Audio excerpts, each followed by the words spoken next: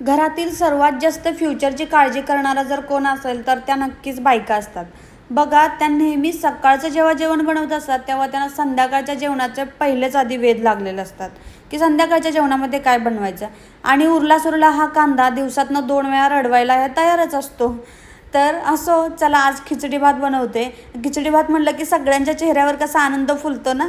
तर जेव्हा पण घरातले व्यक्ती सगळेजण खिचडी भात खायला तयार होतात त्यावेळेला बायकांना मिळणारं सुख काही वेगळंच असतं. आणि हा आनंद आज माझ्या पण गगनात मावत नव्हता, कारण माझ्याकडे पण आज खिचडी भात होता. पालक खिचडी भात आज मी बनवत होते. तर असा आठवड्यातून 2 वेळा मला आनंद घेण्याचं सुख तर मिळतंच. आज पालक खिचडी भात बनवते, सोबत द्यायला आहे ते म्हणजे काकडी आणि मस्त असं मसाले ताक. उन्हाळा लागल्यापासून आम्ही ताकाचा पिच्छा काही सोडलेला नाही आहे. तर चला आता ह्या मसाले भातावर मस्तपैकी तुपाची एक धार टाकते आणि भात एन्जॉय करतो. तुम्ही पण करा आणि सोबत सबस्क्राईब करा.